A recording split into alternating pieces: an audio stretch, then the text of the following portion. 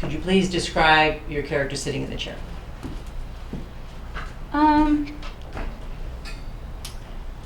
She's of average to above average height, maybe about 5'8". She has a tall personality, though. She really commands the room, but she has a relaxing posture. So sometimes she'll slouch forward, sometimes she'll lean back. And what is she wearing right now? Well, usually she wears a pantsuit. She's a very business-forward woman. But What's she wearing today? today, more of a flowing type outfit, long skirt, all black. Black's one of her favorite colors. She's wearing a bolero and a ruffled shirt and a necklace and a watch. She does need glasses.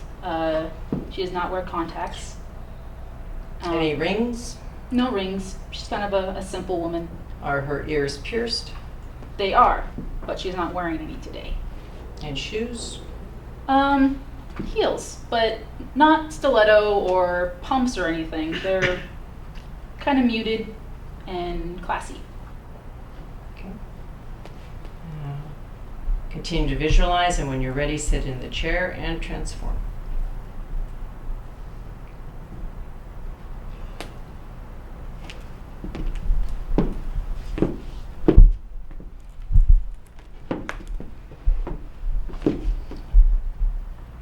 So, Jules, how did you get in your line of work? Who recruited you?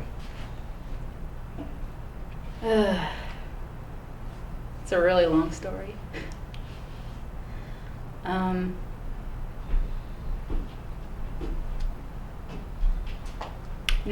don't know too much about the man.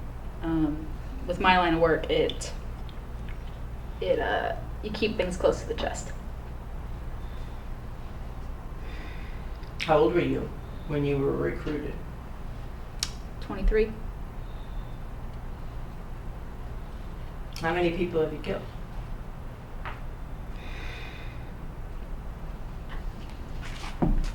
Up in the 40s, 50s maybe? And did it become easier? Oh yeah. I mean, you can't just become indifferent to it. Have you ever questioned a mark that's been given to you? A mark? Yeah, when your employer says, I want you to... A hit. A hit. Have you ever questioned why?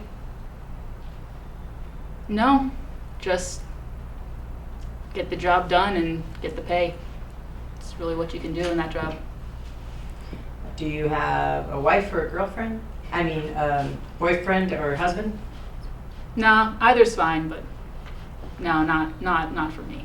Is it difficult to have a relationship in your line of work? Yeah, I mean, me and my partner are kind of close, but even then, there's barriers you have to have. Now, you and your partner are pretty different temperamentally. What do you think the biggest differences are between the two of you? She's brash. Just gung-ho about things. So you're more of the thinker? I like to think so. Okay. Are you a person of faith? Do you believe in God? Yeah, I got it. I've been thinking about that a long time. And I think there is something out there. I had a moment of clarity at one point. It really showed me that there really should be more to life than the life I've chosen. Have you contemplated retiring? Oh yeah. Yeah, More it's definitely more than once? Or just recently? recently. When your mom would cook for you, what's the favorite meal that she would cook for you?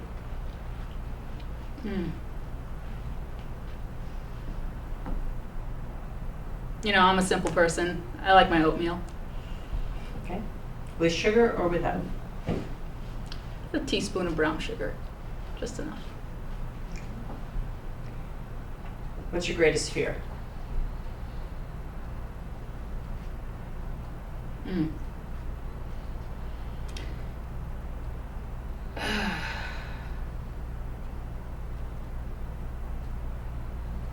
You know, being in this line of work, you kind of have to get rid of all fear, but after recently,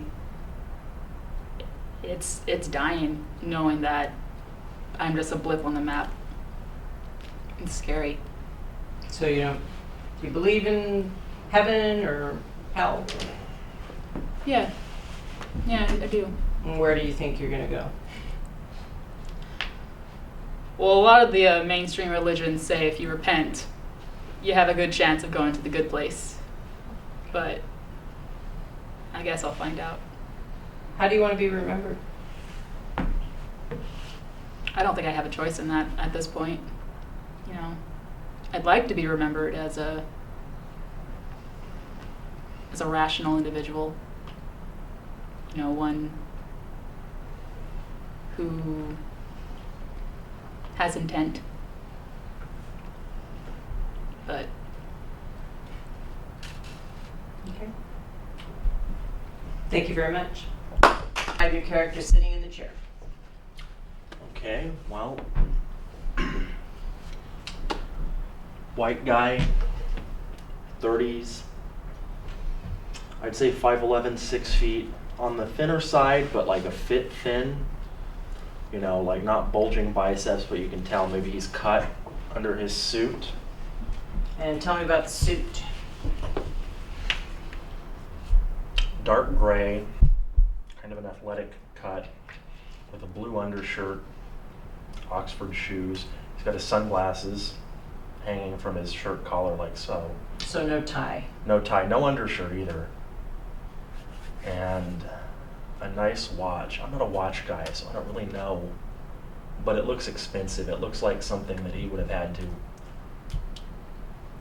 have earned, depending on his line of work. Any rings? Or earring or pierced ear? No ear piercings, but there is a tan line on his ring finger that suggests that maybe he did have a wedding ring or some kind of ring of significance, but he doesn't wear it anymore. Does he wear cologne? There's a scent. It's subtle. It's masculine. It doesn't overpower you, but it exudes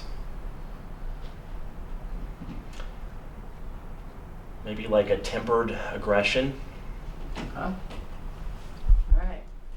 And whenever you're ready, sit in a chair and become your character.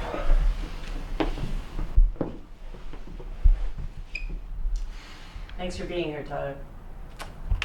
Hey. So, tell us, what do you care about most? What do I care about most? That's a good question. I'll tell you what I care about. I care about a lot of things. What I care about very deeply, more and more lately, I care about consumerism. I don't like what modern society is doing to man. Can you explain that? Yeah. I think businesses have convinced us that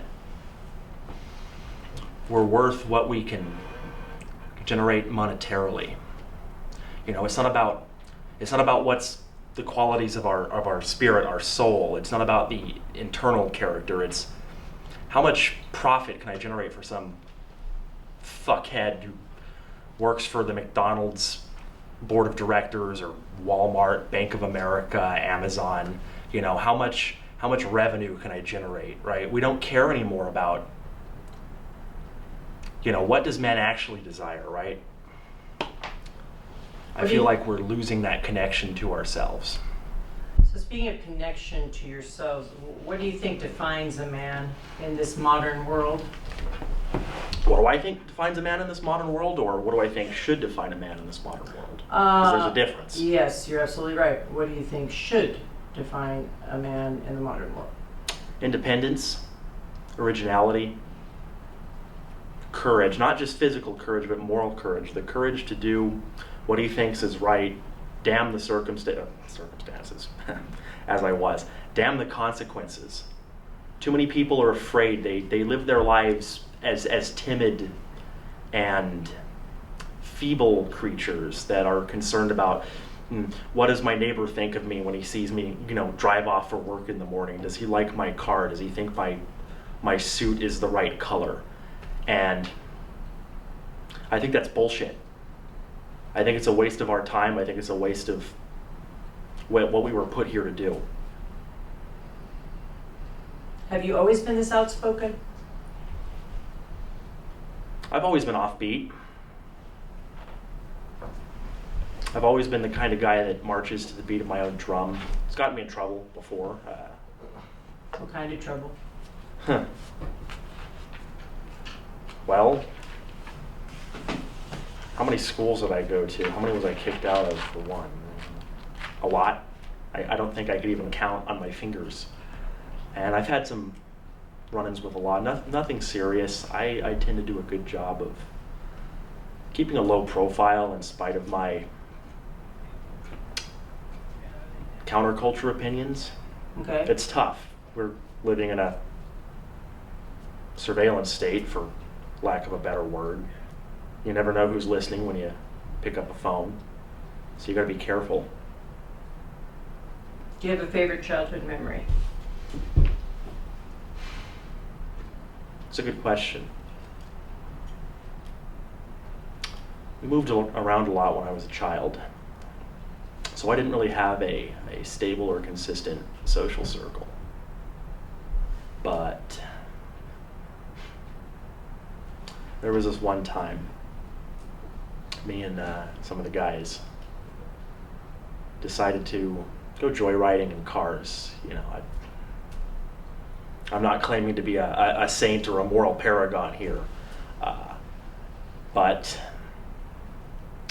the owner saw us breaking in and we just took off. I probably could have just ditched the car right then and there and took off on foot, but cops were called. We got into a chase. I can't believe I made it out. I just jumped out the door and rolled out and ran off into the woods. And they never got me. So that was fun. That was exhilarating. It was thrilling. I realize that it's kind of trivial in the grand scheme of things, but there's something about, letting go of societal expectations and just doing what you feel. Really just saying, fuck it. I don't care what happens, right? This is what I want to do. This is what gives me value. And that was probably the moment where I realized I wasn't going to be somebody who let anybody hold me back. That I was going to live my life. How do you want to be remembered? I want to be remembered as someone who had original ideas, who had passion, who had integrity, even if it wasn't within the conventional definition, and who was unwilling to let societal norms quash that. Thank you very much.